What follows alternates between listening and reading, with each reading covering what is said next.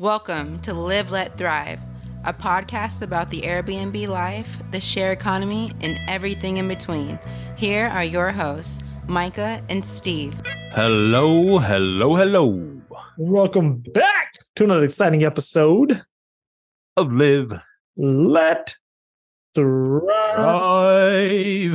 What's up, Myka man? I'm chilling, Stevie Stacks, on this beautiful Monday afternoon, I should say, man. How you doing? Good, man. It is a beautiful Monday. We've been having some good weather lately. I like it a lot, and it got really cold yesterday, which is weird at this time of year in North Texas. But we're enjoying it right now before the heat comes. And speaking of bringing the heat, we're bringing the heat today, Myka. Just you and me. Yes, sir. We got a lot of good stuff to talk about. A lot of good stuff. It's always good in between a few episodes, getting some good interviews with great people to do a you and me up to see where we're at. You know, we're always trying to grow our business and stuff like that. And this, by the way, is episode 249 of your favorite short-term, midterm, long-term rental podcast in the world, coming at you from Arlington and Fort Worth, Texas. Man, dude, episode 249, man. Let's dive into it, man. How's things been doing on the Argus rental side, man? It's been growing and changing and morphosizing, and I don't know if that's a word, but it's been, it's I mentioned it before on the show. So we had a goal, to get to a certain amount of units, right? And let's just say we threw a number out there, 100. And we got like over 70, and then it got to the point where like, we're picking up shitty units just to hit a number, right? Yeah. And so we started shedding some crappy units and some, get clients that didn't fit with what we were trying to do. They were taking a lot of our time and not putting a lot of money in our pockets, kind of thing. Yeah, exactly. So we started pulling the weeds out the garden, and now the bigger pumpkins are starting to get more love and starting to grow, and we've been growing. We went all the way down to like 50 units, and now we're growing back. 55. We're going to get to 60 pretty soon, but good units, ones that we want, and great clients and clients we want to work with. That is the most important thing, man. If you get the good units, that's what you want, man. Because I have one unit that I manage, man, and it's a good client and a damn good property, man. You can make a killing doing that, You get paid every month guaranteed, you know what I mean? And that mortgage or arbitrage, that rent isn't hovering over your head, low barrier to entry, low operational cost for you. So I love that, man. Keep killing it. But man, go ahead. Just real quick. I mean, it does go into the pumpkin plan, that book you suggested. It's a great book. And let's say you're being more selective with what kind of unit you're picking up. And you even turn away people that say, that's that market. We know that market. We're in that market. It's kind of saturated. We can't really do something with that one. But you do wait for the great one to come along, right? Or a unit's going to be, it's going to be a good moneymaker. And that client's like, can you manage it for us? We usually get a lot of clients from Sarah and them. And so, yeah, we could definitely, we look at the numbers, we got, throw it through the Air DNA thing and then say, okay, yeah, we could really form a good partnership here. And the cool thing is, once you get like a unit that's successful and a client that's happy, they're going to preach from the mountaintop, hey, they know what they're doing. This Argus Rentals, they know what they're doing. And they're going to be referring you to friends of theirs, because friends of theirs are going to say, holy crap, you're making that much a month on this house or this condo or whatever it is, and plus you don't have to do any of the work. You got a team doing it for you. First of all, where do I find a place like that? Second of all, who are these people? Who is this team doing it for you? So you get more referrals, and we're getting a lot of referrals coming through. It just snowballs and compounds, man. Yes, sir. You can't beat a referral, man. Word of mouth is powerful, very powerful, man. And yeah, I'm happy you guys are really finding your niche. And then you're really taking off and following that niche and not getting off track. Hey, let's just pick up a unit just to have a unit, man. Because I know what that is. It's like I dealt with that in Houston, man. I had some units just to have some units, and they were poorly managed rat motel type crap going on. So I know what you mean. I definitely know what you mean. So where is Airbnb at right now? Man, we are. That's funny. It's funny you brought up the pumpkin plan. So we're getting ready to do a refi. We should be done in 30 days. We got quoted a 7.25. But after really looking at the property, we realized it wouldn't make a good midterm rental because that's kind of the direction we're going is midterm rentals. So what we decided to do is we're going to Section 8 it. I was going to sell it, but then actually the episode, I think it was 2 episodes ago, we talked to Precious and she like really hit me. She was like, yeah, you got to keep that house. You know, that neighborhood can, you know, increase over time. So I'm gonna go ahead and keep it. I'm gonna Section 8 it. Already got it listed with the housing authority, and we're supposed to finish the refi. We just finished the rehab on it, so I just got to send out the final payment to the contractor tomorrow after we do the final walkthrough. So that's the direction we're going. So we're mainly focusing on midterm rentals. I'm not out of the short term rental game, but midterm's the way to go because like right now, I think we're about 80% midterm booked right now. We barely have any short terms. We're working directly with temporary housing agencies, directly with adjusters, because we're starting to get mailbox money, man. Got to getting away from that OTA money. So that's basically where we are, man. I'm loving the midterm rental game. My VA's becoming a straight up ass kicker at going and talking to these people and getting our properties out there. So we have one more unit that we need to rent out on midterm, and man, that midterm money, that's good money, man. I love it. And a couple of weeks ago, I was able to actually hang out with Al Williamson, the midterm rental legend and GOAT. So yeah, and he just gave some really good ideas, you know, about stuff and how to really grow your business. So that's kind of where we are, man. Nice, man. And so much to touch on right there what you just said, but I'm pretty sure our listeners know what Section 8 is. Could you go into what Section 8 is exactly for if they, you know, refresh them up a little on that? So basically it's public housing, right? So basically someone who may not be able to afford, like, you know, they have a portion of their rent is paid by the government, and, you know, you receive. So normally, let me just use this property, for example, this property, is going to be, the mortgage on is going to be $800. Normally, I could rent this thing out for about $800, but in this area, I can rent it on Section 8 for $1,200 because it's a 3-bedroom, 2-bath. So I'll be cash flowing a little bit more, and it's guaranteed money, right? So the government's going to pay a portion, then the tenant pays a portion.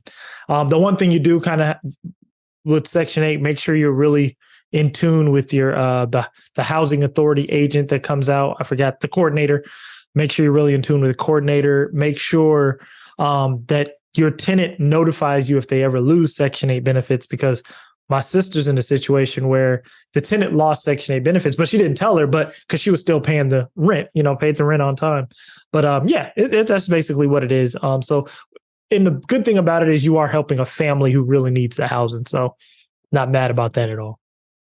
Now, what does happen, you know, when they do, let's just say one of your renters is Section 8 and they lose their benefits, and you said right now they didn't tell your sister right away, but so let's say they just we lost their benefits, we can't pay no rent no more. You just kick them out right away, or what happens? No. I think I haven't went through the process yet. So I think the only thing is, because I think they're going to pay for it up to a year on the lease signing. So I mean, you have to up to that year. But I mean, afterwards, if they say they can't pay and they've signed a lease, then I mean, eviction time, I would assume, if they've lost those benefits. But that's something I'm going to have to learn. Okay. Yeah. Here's the thing, because I bought a house. I mean, when we bought the townhome over there in Fort Worth, like I said, not the best townhome community. I mean, they keep it clean, they keep it nice. The lady there, she runs it real well, but it's just the area, you know, certain clientele, you know, the lower income, and that's nothing wrong with that. But I'm just saying, trying to paint a picture. And so the guy that had it before me, like I told the story before, I bought it from a mechanic at work, came in the tool crib, was talking about this, you know, problem house. And he was doing Section 8, you know, for a few tenants. And he said, so he had good luck and bad luck. He told me both sides of the story. And with the good luck, he had this lady in there and it had a couple kids, just single mom. She paid on time. She was a hard worker. You know, she just trying to get ahead and getting her education. And so it was who it's designed, you know, it's designed to help people, right? I guess it's not designed to be a crutch for your whole life or whatever you want to do, you know, politics aside. but she was actually really needed it. You know, she's a single mom doing it on her own, but she was really busting her hump, and she was able to, you know, get a better place, jump out of his. And he was like, "Oh no, please stay. You know, I'll even give you a better deal on the rent." But she brought herself up. Yeah. Section 8 helped her. Okay. Now he said he had issues with renting it to, you know, you can screen people, right? Of course. But what happened, the times he had trouble when, like, let's say a female got in there with her kids or whatever, that's fine. The boyfriend is usually a piece of shit, and they arguing this and that, bringing drugs to the place, bringing alcohol, bad people around. He said that's where he's gotten into the issues. It's not the one he screens, it's the guy she starts sneaking into the place because he ain't on the lease, and that's when he started getting into the most problems. Yeah, you got to definitely do your background research. Screening is really a part of it. Because honestly, hate to say it, but I mean, if there's a dude around, you probably don't need to be on Section 8 anyway, right? I mean, that's 2 incomes. But just being real, I mean, no, for real. I mean, seriously, it's 2 incomes. If there's a guy around, you should be. But yeah, that is the boyfriend is usually the issue. I haven't gone through it yet. Luckily, it's in a community where I know a lot of people. So, like, my sister got her tenant from a friend that she knows, and she was like, "Oh, this person's looking." So it's kind of a smaller community. So hopefully, knock on wood, you're probably gonna have to deal with problems. This is what they do. They come up, right? So hopefully we do a good job of screening and get the best we can get out of there, man, for sure. I still got my first renters in my first rental property. You know, the one, you know, like house hacked, hopped house to house. So my very first house I bought, I still got the same renters since the day I moved out. It's crazy. Wow. Like going like 7 years they've been there, longer than I lived there. I wish I could put them on Section 8 somehow so they can get some of that government money, because they'll pay me, but they're usually late with it. You know what I'm saying? And they'll pay the late fees and stuff mostly. But I mean, I'll get the money eventually. It's just a pain it's a pain dealing with them. I wish I could throw them on Section 8 somehow. Is it like a single mother? Yeah, single mom. Yeah, it happens. I know. Yeah, but she has grown up as kids that they all work too. I mean, they can make this rent. My rent's cheaper than a lot of spots. Did you have that house? Have you introduced it to her? Introduce Section 8? Yeah, like, hey, you think housing? Yeah.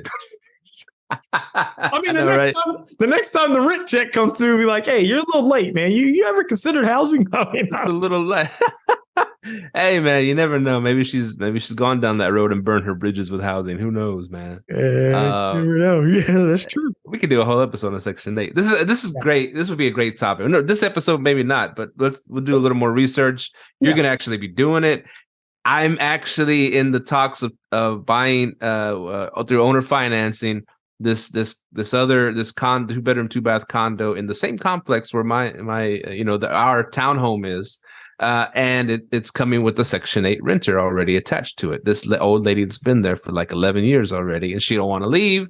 But she getting that guaranteed money, that guaranteed government money, and it pays everything. So I'm in the talks of taking over that one. It does need work, and I don't want to kick her out. You know what I'm saying? I don't plan on doing that. If I'm getting the guaranteed Section 8 money, it's a good maybe base hit. Maybe, it's a good little something to have on your thing. I mean, it's like I said. Yeah. Happy you brought up owner financing, because one of the reasons I'm divesting from Texas is because I think the only way to really make money in Texas is you need to be doing seller finance deals and sub 2 deals, because interest rates are kicking ass right now, and it does not mix well with Texas property tax. So that's a good play right there. That's a really good play.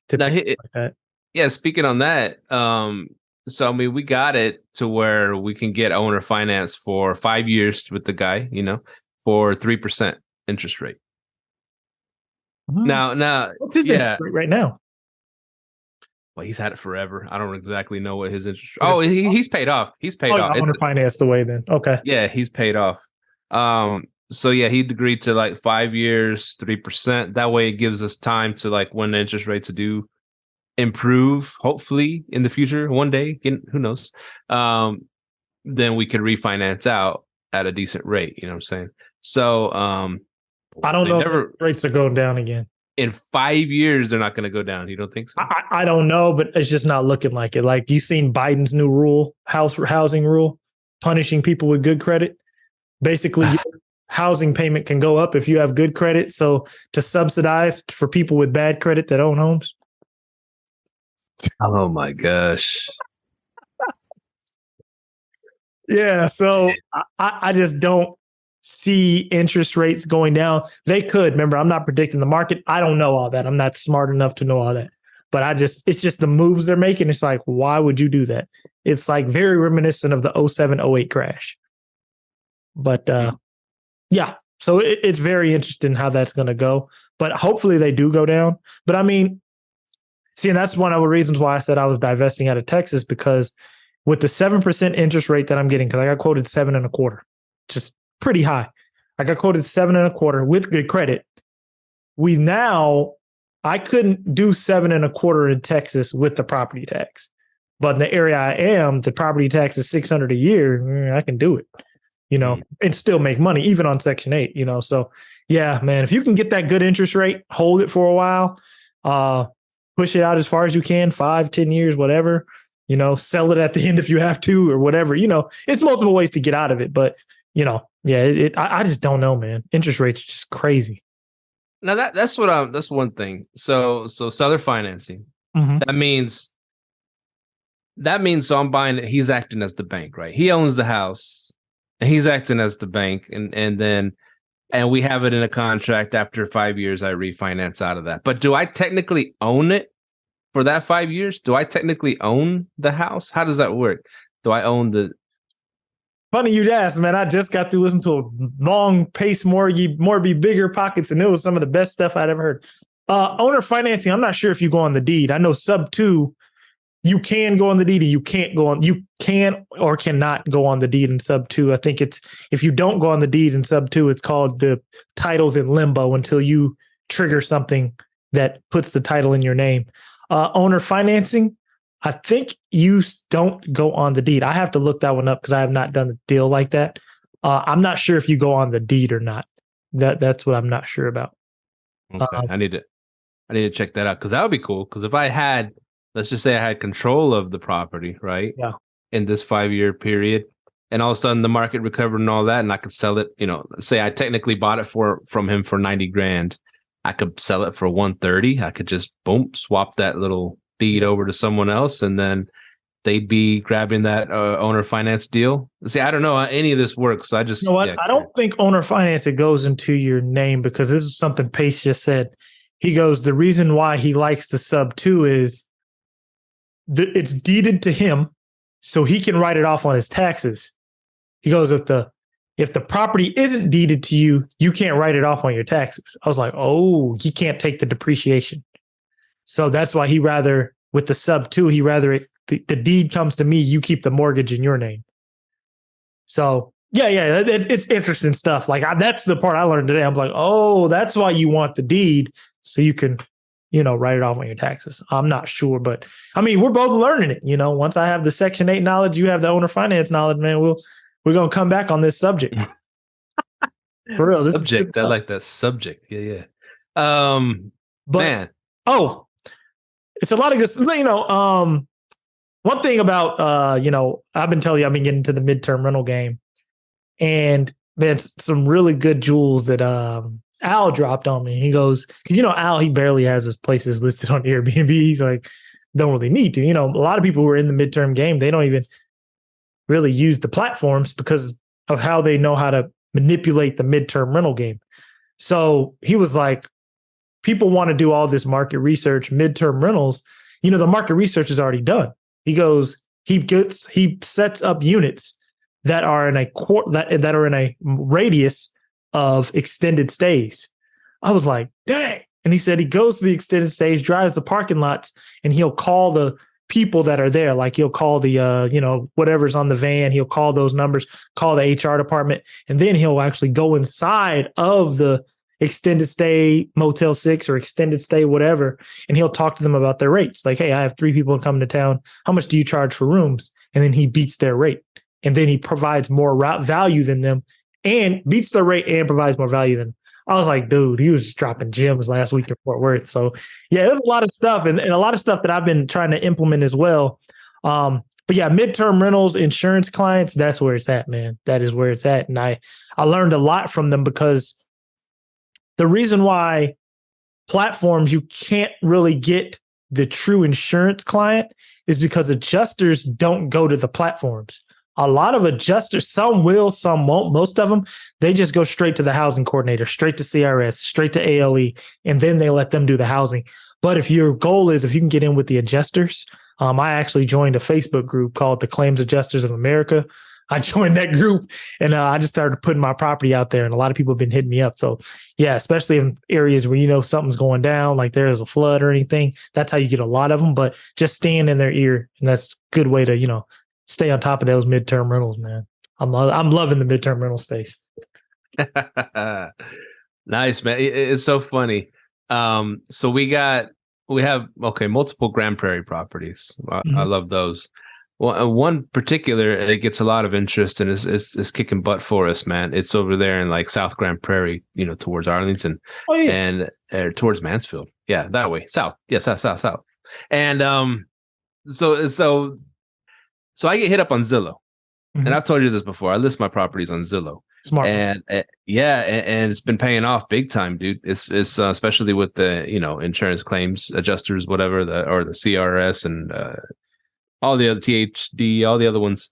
So one day I got a message on Zillow, right, asking about that property, and then right away I got another message, and then so I kind of messaged them back, yeah, give me a call, whatever. So I got a text right away from someone who messaged me on Zillow. And then I got another text, and then so one of them called, and I was like, and he's like, yeah, I like this place for my client, is it going to be available? And this, hey, money talks. It's always going to be available if it's money, right? Keep the little Airbnb fuckers out of there. Sorry, don't listen to it. Nobody wants them in there. Damn. So he's like, yeah, we can do. He's like, how much is it? Well, how much can y'all do? I got this and this going on. He's like, oh, we can do $5,000 a month. I was like, sounds pretty good. $5,000 a month, I can work with that. I said, hold on, let me get you some details, and this is stuff that you need, and give me some details about the people who are going to rent it, blah, blah, blah. And then right away, another person called, and I'm like, damn, it was two people from the same, like, I think they were both from CRS. But the other, I was like, oh, you must be talking about this family, blah, blah, blah. She goes, no, actually another family. Okay. So it was two different. And she's like, well, who called you before me? I was like, well, a dude named Marcus. Oh, damn it, Marcus beat me to the house. I was like, don't worry, I got some other houses, man. And so, send me what you got. Man, they thirsty. CRS is cutthroat, man. Like that's the exact same thing happened to me. And the dude on the first dude, well, I had already rented a place to him, so he had already placed somebody with me, so I already knew who he was. Another girl, they called about it. The next day he calls about another property. He goes, hey, you have this one available? I said, yeah, man. I'm like, hey, yeah, but I'm talking to this girl because she called before. I'm like, man, and I'm working with her. He goes, hey, man, if you just assign this letter of intent that you agree to your terms, I'll go ahead and lock it in. Damn. I'm like, damn. I'm like, isn't she there in the office with you? He goes, yeah, but if nothing's in writing, he goes, if it ain't in writing, nothing's going on. So I was like, all right. So we went with that guy. And by the way, you should ask for $8,000. Damn. Yeah, 5,000 is Arkansas prices, man.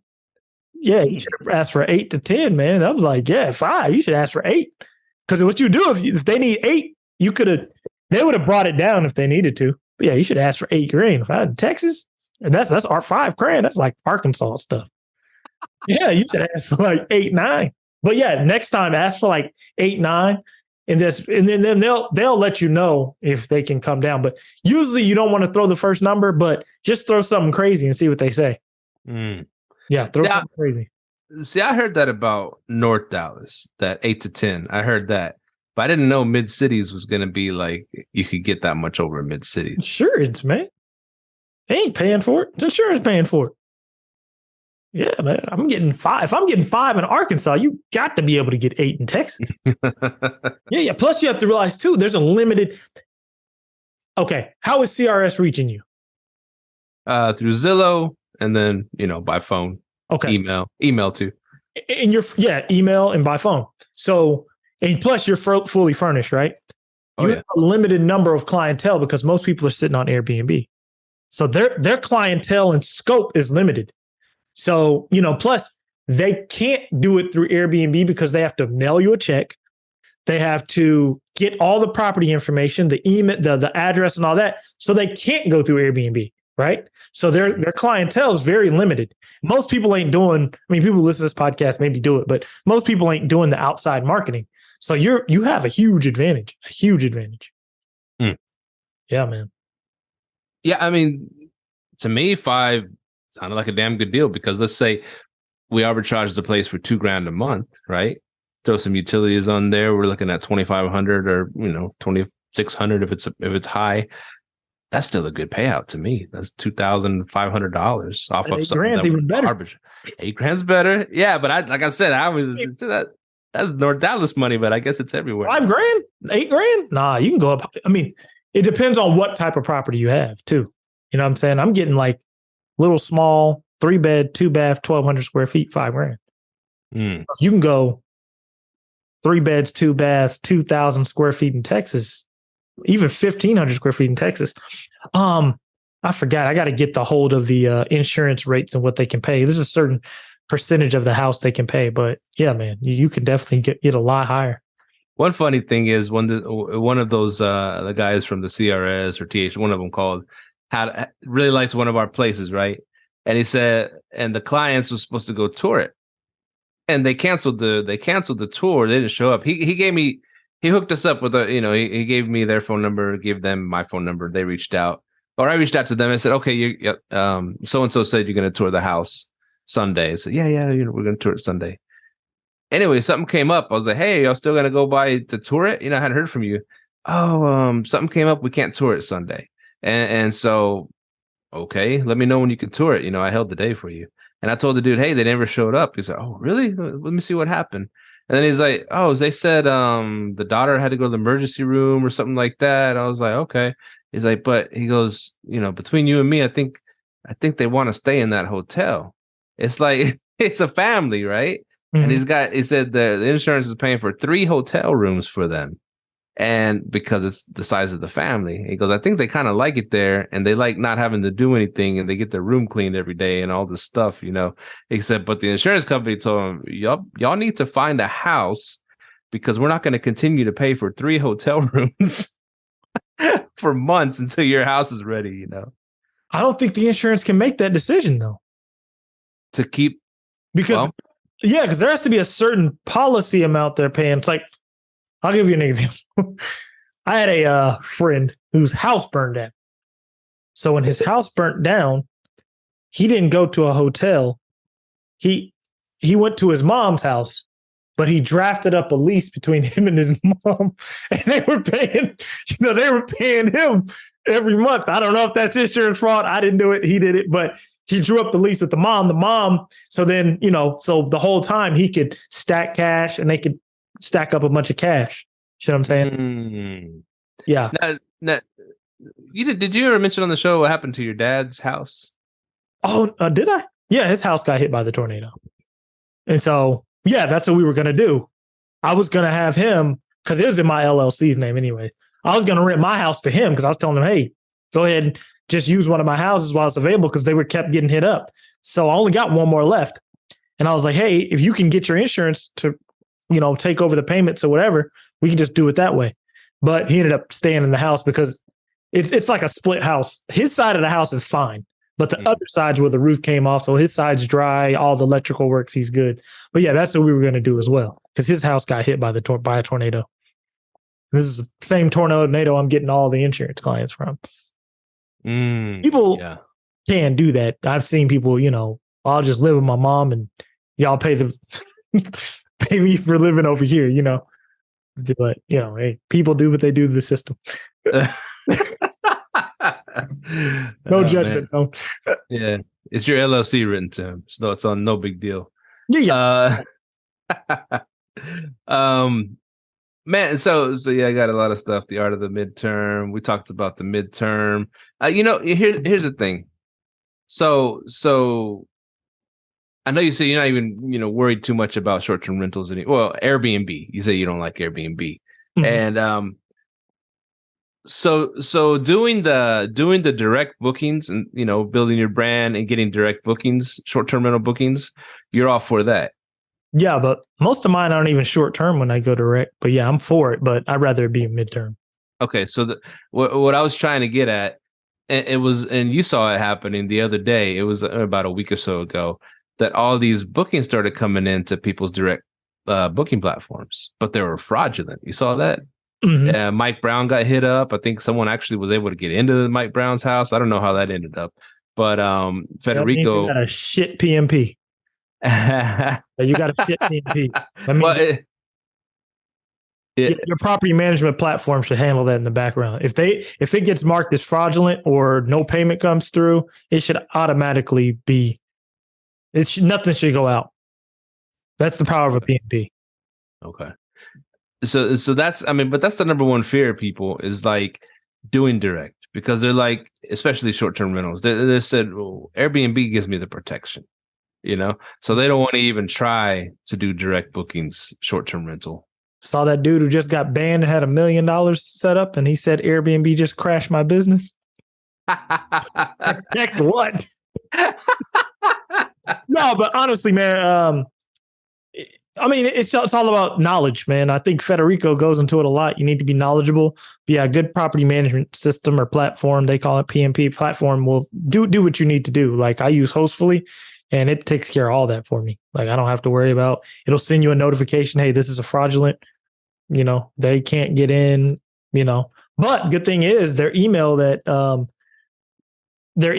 they signed up with, it goes directly into my MailChimp. So if they ever want to make a legitimate booking, they'll eventually do it. So we can eventually set that up. But yeah, you just have to have the right PMP system. There shouldn't be. I'd be interested to know what Mike Brown's using if they were able to get into his place. So yeah, they should be able to do that. Go ahead. Yeah. So speaking of the MailChimp, because I want to touch on that too. What do you do for your email marketing? We just do simple stuff. We email out. Like right now, we just set up since this whole insurance thing came about, we just set up a new list in our MailChimp to target directly to insurance clients, right? So we have an email list that goes out to them that gives them our availability. We have one property right now that they're really advertising hard on. And then we also do monthly emails, like for events like Cinco de Mayo's coming up. We got an email going out for that. Valentine's Day. We set it up on a yearly basis to just go out on all major holidays. And like if we have certain availability, we'll send stuff out on that as well. Now, have you got many hits on that yet? Yeah, mostly repeats. We actually have 4 repeats in right now. Nice. Yeah. So it took a long ass time, but yeah, it's working. But I'd rather those 4 repeats than just an Airbnb guest. And the repeats stay a long time. They stay 2-4 months. Some of them, they'll work from home people, their houses are being rebuilt. It's a good clientele. And you can't beat that. You know what I mean? Yeah. Staying top of mind is very important. Yeah. I've just having email, being a human, you get hit up by email marketing campaigns, right? Mm-hmm. And it is funny. And the ones that are most effective is places that I've been to that I really enjoyed myself. Let's say South Padre Island, and I'll get like some email marketing from some of these spots in South Padre. And of course, I'm not thinking all year, I'm gonna go. I got to go over there. I got to go this week. I got to go next month. But it just, when I start thinking, I need to plan my Padre trip, first thing I'll go is to one of those emails. I was, let me see, they were talking about some special, some deal. So it stays on top of the mind, and a lot of people, I'm saying, they leave a lot of money on the table by not just reaching out to past guests that have been there before, Easy. That's easy money, man. Yeah, people just don't. And plus, if you're taking a lot of your reservations through Airbnb and you don't have like a stay-fi in your house, which I tell people get a stay-fi if you can, it's hard for you to really build that brand with Airbnb, because one of the problems with Airbnb is it lacks consistency. So you can give a guest a 5-star review, not a 5-star review, but a 5-star experience. But if it wasn't like their last 5-star experience, they can't connect with it. So that's why target avatar is very important. But even if you have your target avatar and your target avatar is only coming to you through Airbnb, it can still be an issue. It's a great book called The E-Myth Revisited, and he talks about businesses not having consistency. He goes, you can provide a great service, but if you're not consistent, there's nothing you can do, and you cannot build consistency through Airbnb because there's too many types of hosts. So that's a really good book if you guys are readers, or if you want to listen to it on Audible. E-Myth Revisited is damn good book, man. A lot of stuff I learned just being in the short-term rental space on that book. There's a lot of good stuff in there. Now here's some, because you've been doing this for a while, getting your virtual assistants to like harvest information, right? Mm-hmm. or to let's just say hit up Furnish Finders, hit up Al, hit up what's the other ones? Travelers. Call from Al today. From Al?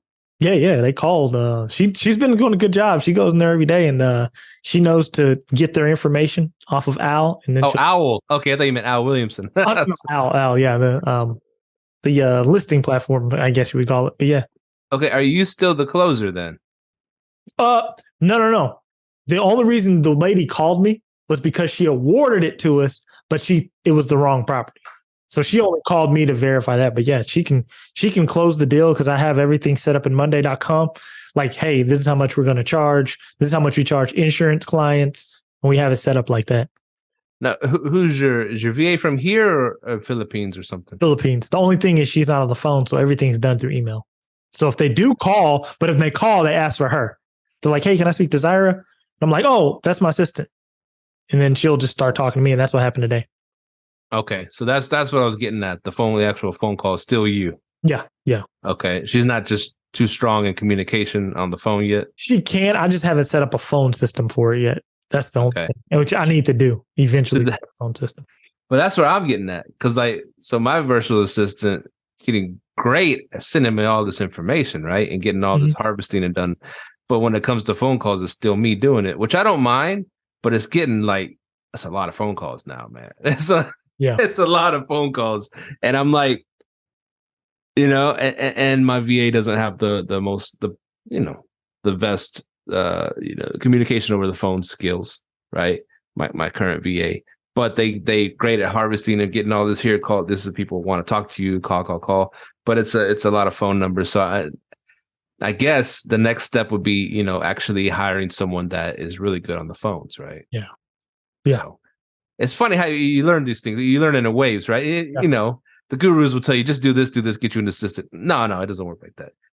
You figure out how to get all this juicy info, and you get a big glob of this info. Okay, now what the fuck am I going to do with all this info? It's no, for real. It's just like, yeah, I got all this stuff. Now what do I want to do with it? You got to filter and sort and run it through the funnel and sift it, and then get to the best ones, and then that are going to be worth your time because you're making the phone calls. But then you have to figure out someone who's going to do that. It's a process. It's just a matter of, you actually executing it, right? Because you're executing it. So now you're like, okay, I see the importance of having a VA that can get on the phone.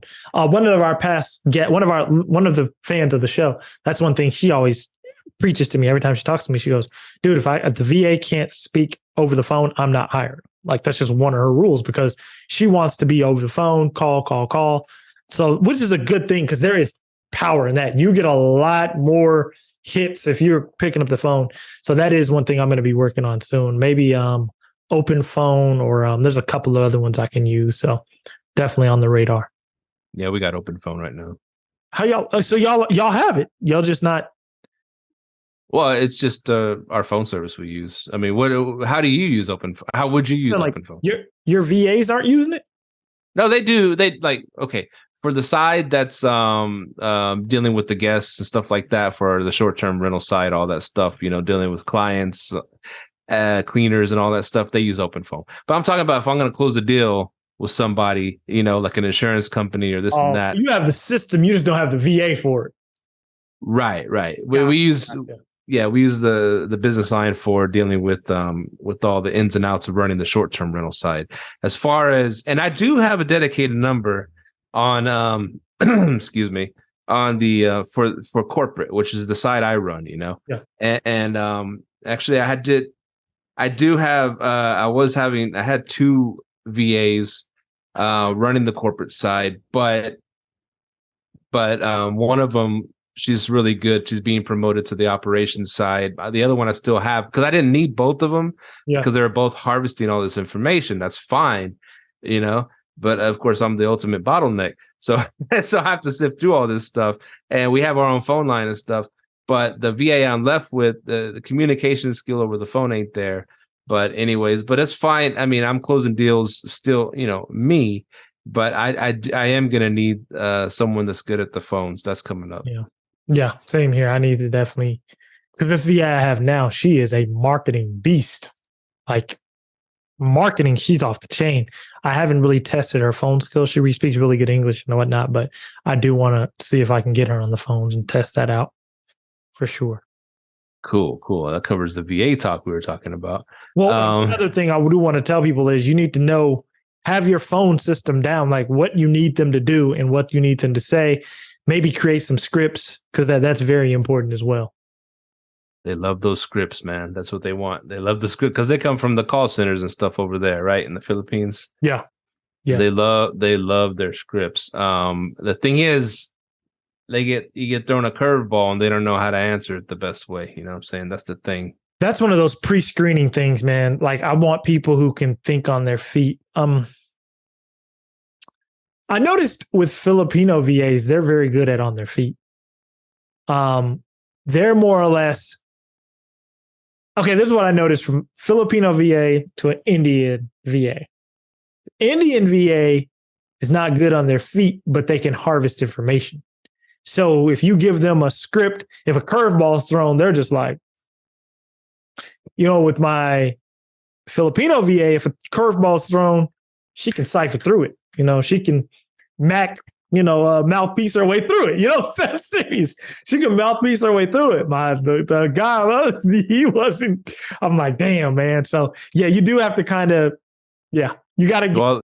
To all of our Indian listeners out there, I apologize for what Myka just said. Funny thing is, I talked to my Indian coworker and she said the same thing.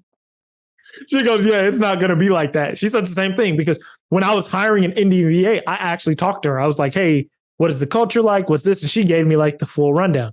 She goes, yeah, if you tell them to work 24 hours a day, they'll do it. I'm like, what? She goes, yeah, that's just the culture in which they do. She goes, that's just what they'll do. I'm like, oh, but actually talking to someone who's from the Philippines here will help you understand the culture there.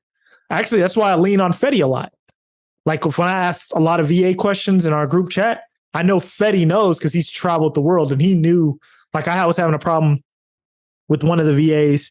I'm like, man, she doesn't ask questions. And he was like, yeah, he goes, in their culture, if they ask questions, they feel like they don't know and they should know. They don't look at it as I'm asking a question so I can learn something. So that's why, Fetty knows a lot about that. And that's why I always, whenever I have questions about that, I'll ask him. He'll know. He's very, Fetty actually could make a book on like the cultural hirings of VAs because he knows it. I think, how many countries you say he's been to? Like 60? Yeah. He's very familiar with, he said he'd done training in India, training in the Philippines. Like, damn, man. And shit, he just got back from Japan, right? Yeah. Yeah. Japan and Hawaii, long trip. Yeah. And I was telling him, man, that's your strength right there, man. Superpower. Yeah. Yeah. One thing that, I always tell you, I'm not a big fan of social media. Mm-hmm. I don't like, I don't like wasting time on there too much. But the thing is, we're starting to build a pretty good funnel there. And the best part of it is I don't have to be on there for a minute a day because our VAs are attacking the social media now and making posts and they're interacting with people that are asking the DMs and stuff like that. Mm-hmm. Now, still, they'll get the information for me, and I'll make the phone call or text or whatever. But it's starting to build a nice Facebook and IG funnel from the social media, and the best part is I don't gotta fucking be on there. So so I like that part of it the most.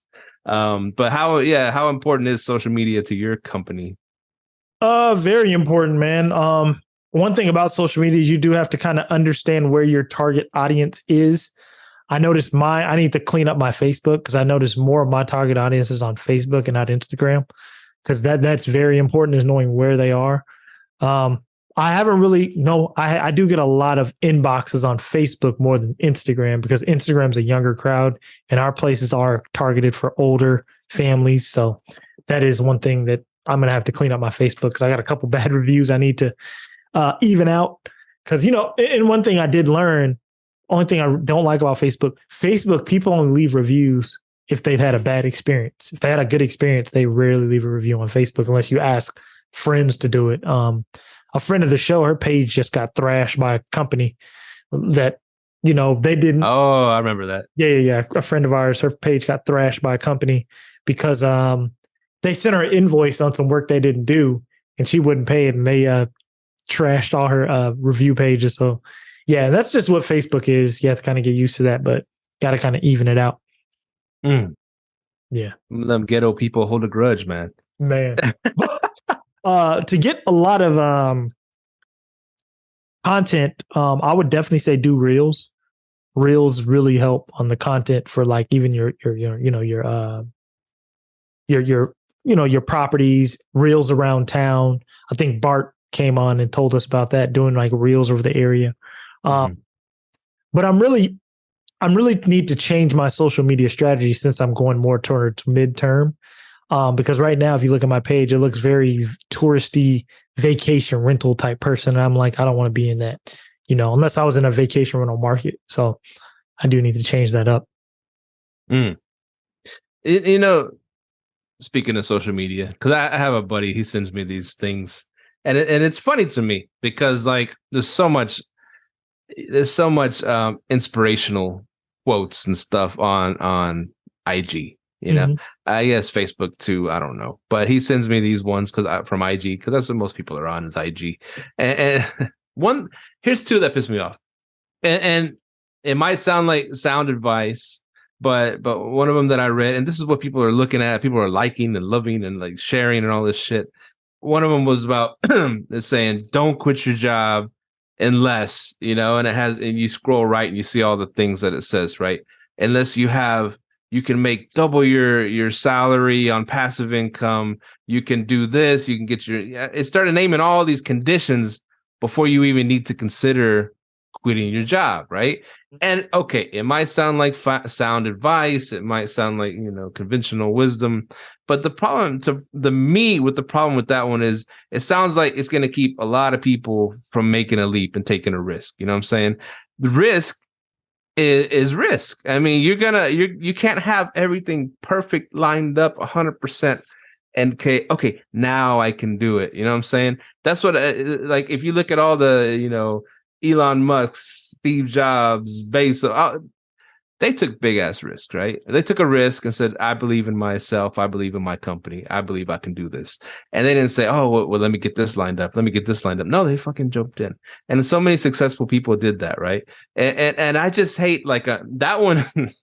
I don't know why I'm talking about a meme that pissed me off, but I just like, I see what they're going with it, but I just like, man, some people do need to take the leap. Some people do need to jump into this great idea that they got and go in 100% and not halfway and still have, I'm going to keep my security and do this. I'm going to do both. I'm going to be successful at it. And I don't know. That one just rubbed me the wrong way. That's one of them. I say it depends on your life circumstances to me. Because you can't say, I'm going to go all in on this and you got kids at home, you know what I'm saying? And you're not in that right space financially. Me personally, this is how I feel about it. Just hire a damn mentor or a coach. Like we literally just sent a deal to title after we hired a real estate coach who is under our mentor. That's simply what it is. Not get off the memes, just hire a coach. A coach will 10x where you want to be. So it's just a lot that I tell people before you quit your job, hire a damn coach. That's what I would say. Hire a coach, a mentor who's where you're at. And then that's the easiest path to go down because they've been in your shoes, because the meme thing, I understand it. Yeah, it's like, it's good advice, bad advice, but just hire a coach, man. Find somebody who's where you're at, where you want to be, and go for it, and hire them. And man, it's like crazy. Once we got our coach, shout out to Scotty T. Once we got our coach, it was easy. He was like, hey, do this for the next 30 days. I guarantee you'll get a result if you do this. And it worked. Mahogany, she's out looking at a house right now. Just don't follow that advice. And we sent a house, wired money today to go onto escrow for another one. So it's like, you just have to hire somebody and then you can get to where you want to be. But as far as leaving your job, you just need a coach, man. That's how I look at it. Especially in today's weather. You can't, especially like us, like using and a lot of people use like the Elon Musks and everyone as examples. I'm like, what industry are they in? With real estate, it's a different industry. You got to know, okay, can I afford a DSCR loan right now? Can you afford 12%? You can't? You probably don't want to quit your job. Can you, what interest rates are you going to get? If you're in just the arbitrage space, can you handle a bunch of bad months? Can you handle increased rents? You got to look at all that. That all comes into play. So hire someone who's in the industry you're in and just go for it. That's how I look at it. That's good advice. Sure. Yeah, if you want to be the best athlete in the world, you have to have a coach, right? Straight up, man. Look at how many people are kicking ass after they train with Kobe, the Kawhis, the Jason Tatums. They're kicking ass. Hey, Kobe, can I come train with you? Yeah, come on. They're kicking ass now. Straight up. And another one, I may be being called this segment, memes that rub Steve the wrong way. Because I just hate bad advice out there, man. I just hate. Yeah, it can be crippling to people that just, oh man, I want to do this. We'll fucking do it, man. Nothing's ever going to be perfect, right? Yeah. Anyways, the next one, saw this meme that someone sent me that's saying, okay, you know what? It says, take all your lunch breaks, take all your days off, take all your holidays, take all your comp time, because you agreed to this job for conditions. You didn't agree to this job to sell your soul. Now, okay, that sounds fine and good and all that, whatever. It sounds great on paper. Yeah, okay, yeah. If you want to work till 65 or 70 now, or whatever they change the age to when we're old enough to 80. So that sounds all fine and good on paper. But to me, I'm looking at deeper. I'm like, okay, what if this motherfucker, like the BiggerPockets guy, the guy that's on there now, I forgot his name. Anyways, he busted his ass. He worked above. He picked up everybody's shifts. He didn't take breaks. He did this and that. Helped everybody else with their, he's talking about was busting tables and shit. He helped everybody else with their tables. He was going above and beyond because he had a goal. He wanted to make this amount of money. He wanted to go buy his first rental property. He wanted to get ahead in this whatever these the restaurant or whatever these businesses, or being a police officer. I forgot his name, but anyways, David Green. David Green. His goal was to be the absolute best and not, I'm just gonna sit back. Hey, fuck it, I'm on my break. I ain't gonna help you. But his mental state was, I'm gonna be the best, and they can't ignore me, and I'm gonna get these promotions and raises. I'm gonna save all this money, and I'm gonna fucking buy rental property. He had a goal. And so telling somebody, no, fuck that company, sit back, don't go above and beyond, just take all the time you take, just be a average fucking employee or below average employee, and just do that the rest of your life, because you don't know them shit. First of all, it could backfire. They could be like, I gotta keep like two of you guys. All right, the shitty workers, y'all are gone. But I don't know that. But it's just saying, be complacent, and that's the message I didn't like about that meme. Mm-hmm. Anyways, whatever. Yeah, I understand it, man. Because you have to. Memes. Honestly, the people who are serious about where they want to go in life ain't taking advice from memes. You may want to consider cutting off the people who are sending you this shit. It gives me a pulse on what people are looking at. I know, and I laugh at these things. I'm like, really? This is okay, man.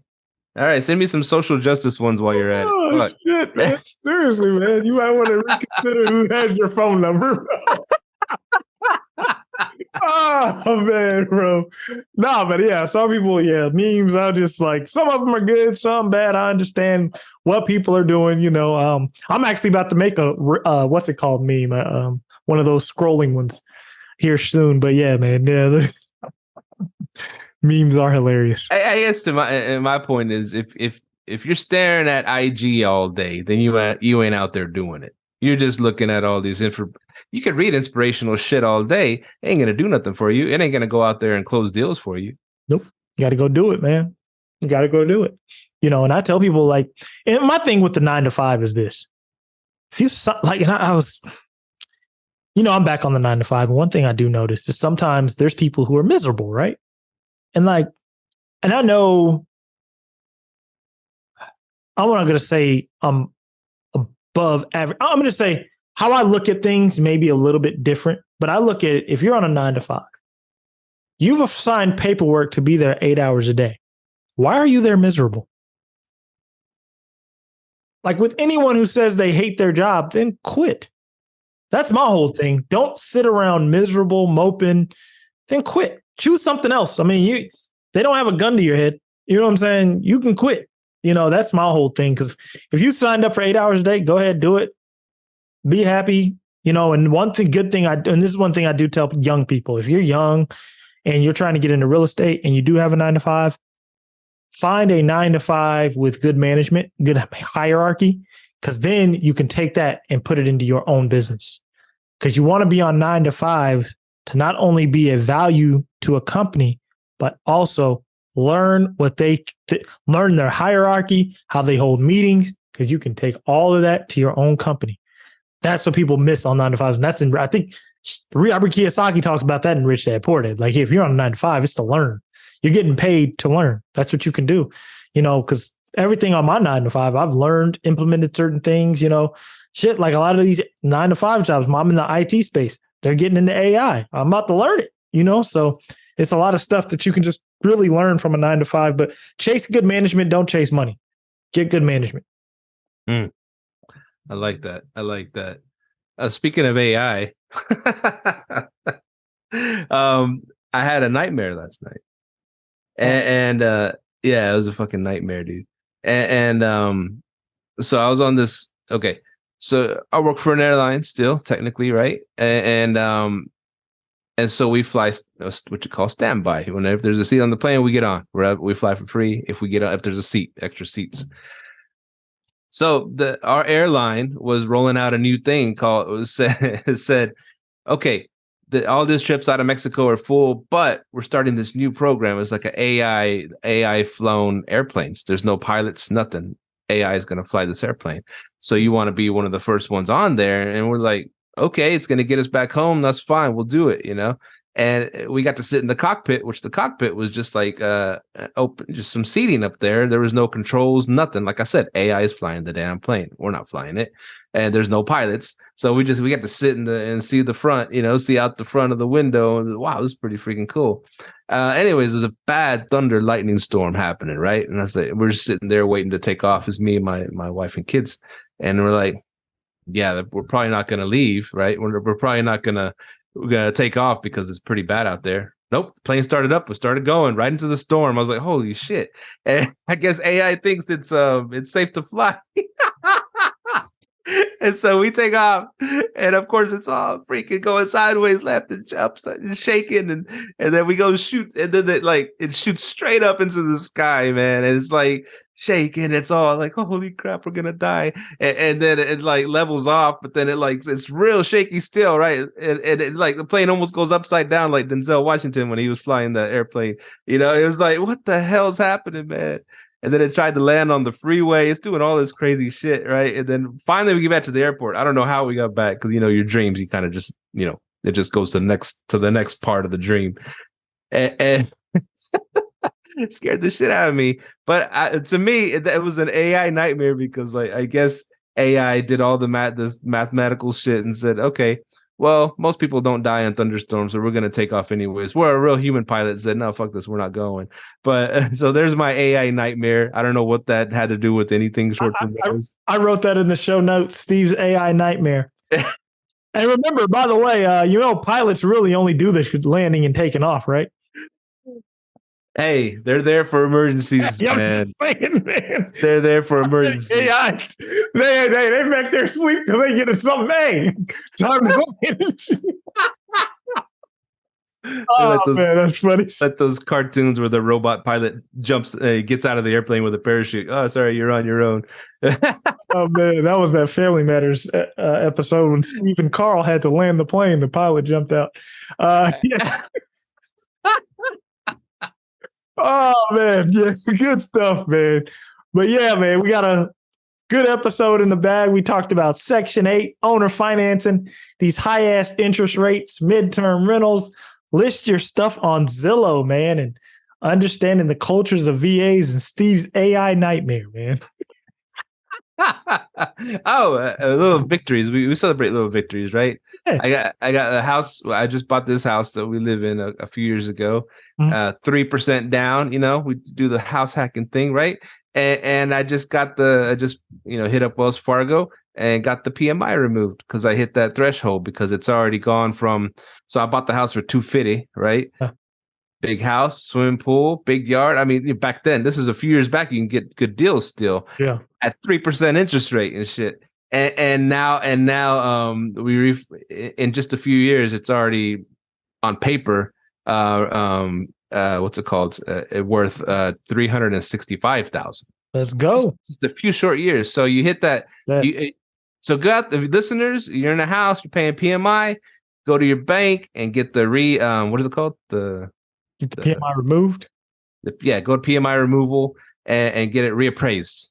It costs like $300 or $400, but I'll do it. It drops your PMI if you only put 3% down, or some people put 10%, whatever. Just appreciation itself is a PMI killer. So that's why if you're buying your own house, I'm never for putting 20% down on my own property. 3%. Keep that money and invest it in something else. Straight up. Well, back then. Now you might want to put down more than 3%. Interest rates will kick your ass. No. Well, it depends. I'm still against it. If you're moving into it, I guess you can still put 3% down. Just if your income can afford it. Because if you paying 3% on a $280,000 loan, 30-year note at 8%, man. In Texas, rising interest rates, man.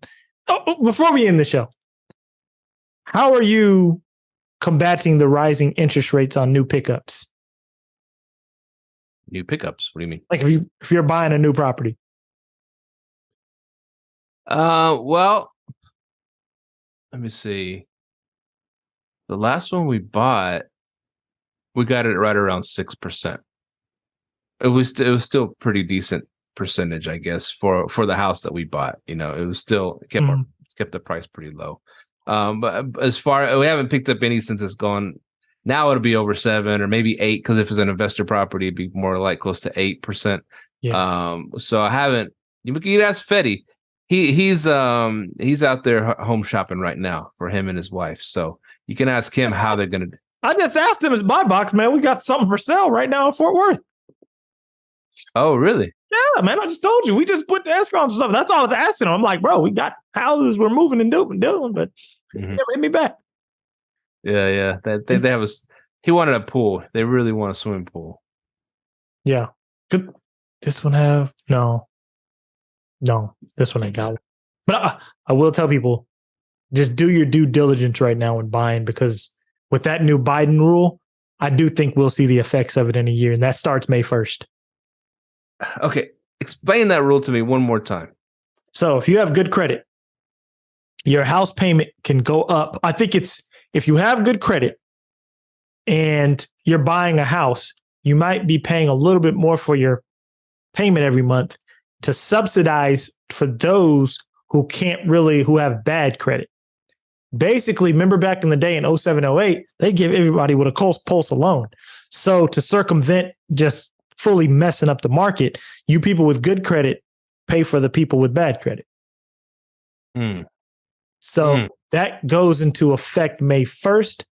We don't, and this is what I always say, I think the government has good intentions and we run into long-term effects of things, like with the whole COVID thing.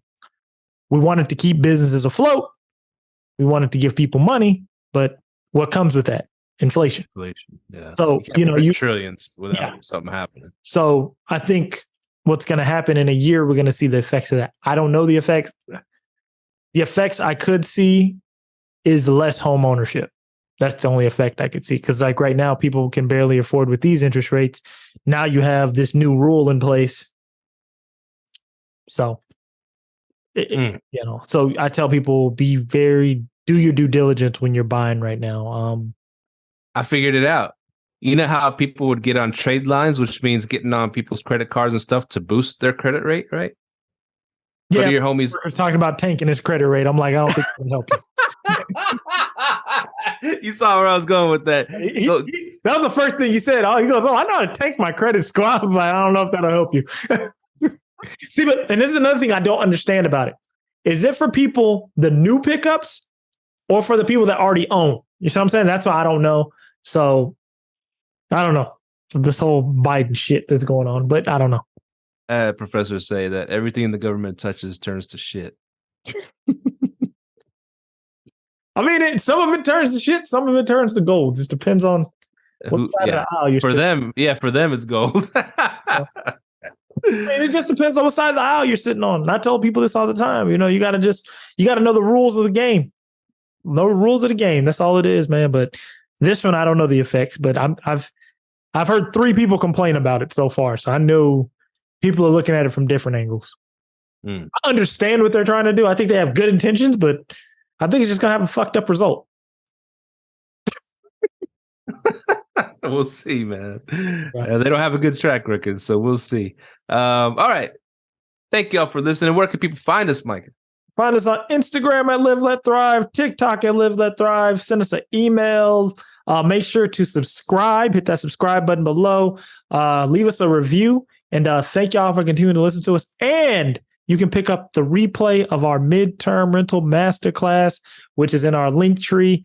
Make sure to click that, get that replay, and learn some good stuff on midterm rentals and operations. And thank y'all for continuing to listen to us. We are out. Peace. Later. Thank you for tuning in to this week's episode of Live, Let, Thrive. Be sure to tune in next week for all the latest in the world of Airbnb and all that entails. Bye-bye.